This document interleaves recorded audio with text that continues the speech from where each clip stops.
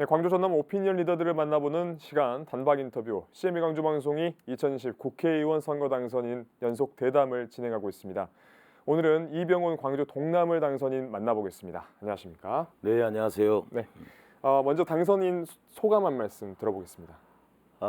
조교하는 광주 시민 여러분, 그리고 광주 동남을 주민 여러분, 정말 감사드립니다.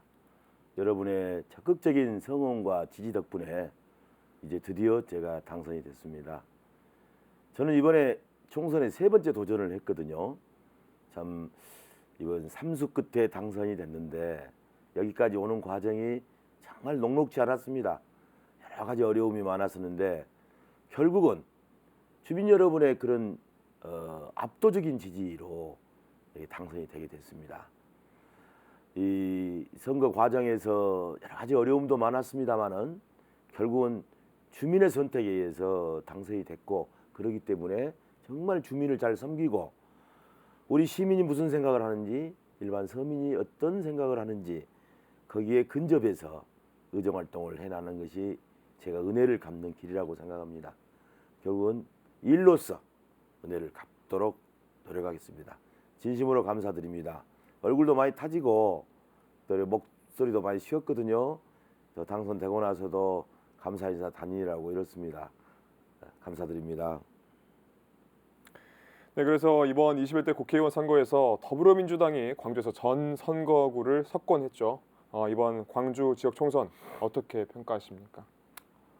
코로나19가 이번 총선에 미친 영향이 엄청났어요. 맞습니다. 이제 초기에는 이제 국내 언론들이 대응을 잘 못한다, 뭐 마스크를 사는데 이렇게 행렬을 서 있느냐, 네. 이런 질타가 많았습니다만은 문재인 정부가, 문재인 대통령이 참 굳굳하게 방역 당국과 협조해서 그 일관된 자세, 투명하고 아주 철두철미한 그 방역과 또 확진자를 발굴하는 그런 작업들, 네. 이런 것들이 대단히 그게 주민들 마음을 움직였다고 생각이 되고, 특히 해외 교민들 있잖아요. 네.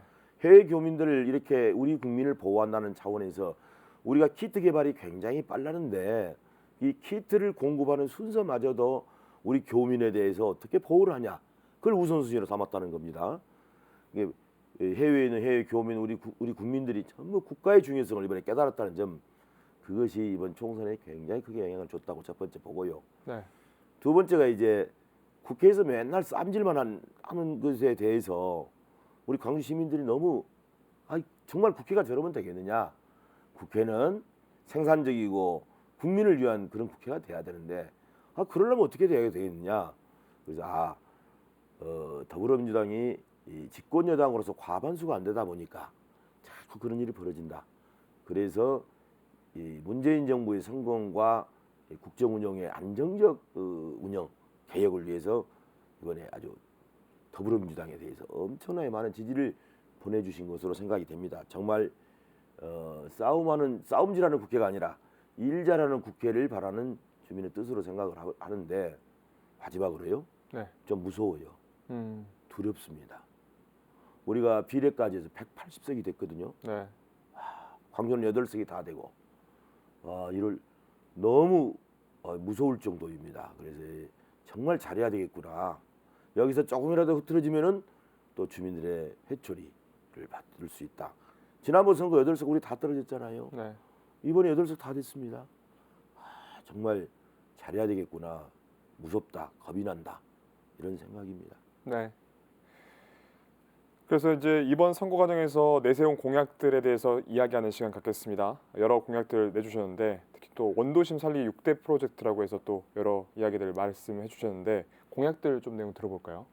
제일 중요한 것은 지금 현안이 먹고 사는 문제 아닙니까? 그렇지 않아도 어려웠는데 코로나19로 인해서 너무 어렵지 않습니까? 그래서 소상공인을 보호하고 골목 상권을 키우는 거, 그걸 최우선적으로 해야 되겠다라는 공약이고요. 네. 두 번째가 일자리입니다. 광주형 일자리를 제가 추진을 한 바가 있지만은 지금 원론에서는 됐고 강론에서 노사 간에 약간 지금 이제 갈등이 있거든요. 네. 이 광주형 일자리를 제대로 성공시키고 확산시키는 일을 해야 되겠다라는 것을 말씀드립니다. 세 번째는 이제 원도심, 네. 광주 동구 남구가 원도심이지 않습니까? 원도심을 부활하는데 그러면 주거 환경을 어떻게 할 것이냐, 재개발만 갖고 할 것이냐, 그건 안 되거든요. 재개발과 도시재생 기법을 적절히 조화를 이루어서 진짜 주민이 살기 편한 동네, 그렇게 해야 관광객도 몰려든다, 이런 것이고, 그다음에 이제 네 번째가 아시아문화전당 정상화입니다. 아시아문화전당은 국비를 7천억을 들여서 했거든요. 국가 예산만 가지고 했습니다. 운영비도 100% 국가 예산입니다. 우리 광주로 봐서는 너무 좋은 거죠. 네. 그런데 이제 광주 시민들이 이걸 제대로 활용을 못하고 있어요. 그래서 우선은 시민의 사랑을 받는 아시아문화전당이 될 수 있도록 하고, 그것이 잘 됐을 때 세계적인 복합문화기관으로 자리매김이 돼야 되겠다. 그랬을 때 해외 관광객들이 많이 몰려들 수 있는 구조를 만들어 보겠다. 이것이 이제 제 공약입니다. 네. 그 다음에 이제 이 생태 환경도 이게 물길 바람길을 여는 것이 필요하거든요. 우리가 지금 미세먼지하고 열섬 현상 때문에 얼마나 고생합니까? 네. 그래서 그 환경 문제인데 이 푸른 길도 확장을 하고 싶어요. 지금 7.9km인데 한 40km 정도까지 확장을 하는 그런 일을 바로 시작을 해보도록 하겠습니다. 광주천 생태하천으로 제대로 갈 수 있도록 광주시와 협조해서 그렇게 가고요. 마지막으로 0세부터 100세까지, 말하자면 어린애부터 어르신까지 돌봄 체계가 통합적인 돌봄 체계를 구축하는데 힘을 쓰겠다는 생각입니다. 네. 네, 광주 전쟁 문제부터 지역구 공약까지 잘 들었습니다. 그렇다면 이 같은 공약들 어떻게 실행해 나가실 생각이십니까? 제가 8명의 당선자 중에서 행정 경험과 정치 경험을 다 가지고 있고, 더군다나 제가 이제 유일한 행정고시 출신입니다. 그래서 그렇습니다. 그 얘기는 뭔 얘기냐? 정부가 예산을 편성하고 할 때 어떤 절차와 과정을 거치는지, 정부의 이제 인적 네트워크도 있다는 얘기고 구조를 알기 때문에 이제 거기 그런 경험을 살려서 하겠다는 뜻입니다. 국회는 결국은 예산과 법률을 다룬 데입니다. 정말 서민들하고 시민들에게 필요한 법이 뭔지, 그런 필요한 법안을 제대로 만드는 일. 또 경우에 따라서는 시민들에게 전혀 불필요한 법들이 있어요. 불필요한 법들을 규제를 완화시키는 법안을 폐지시키는 거, 뭐 이런 것들도 해 나가고 싶고요. 또 예산은 뭐 정부 예산 편성 때부터 그 구조를 잘 알기 때문에 그런 정부 측하고 협조를, 그 네트워크를 통해서 협조를 해 나가겠다는 말씀을 드립니다. 뭐 어쨌든 8명의 우리 당선자 중에서 광주에 제가 이제 3번 삼수석이다 보니까 제가 제일 네. 맏형입니다. 네. 그래서 맏형으로서 구실도 좀 해야 되지 않느냐, 이제 그런 생각을 하면서 8명의 우리 의원들이 비록 초선이지만은 뭐 한 분 빼놓고 다 초선이잖아요. 네. 다 이렇게 힘을 합쳐서 자기 지역구를 뛰어넘는 광주 문제에 대해서 힘을 합치는 그런 노력을 이번에 하도록, 그런 중재 역할을 좀 하겠습니다. 네. 뭐 공약 때도 말씀하셨지만 여러 지역 현안들 아직 산적해 있는 상황에서 앞으로 의정 활동 계획에 대해서 좀 소개 한 말씀 부탁드립니다.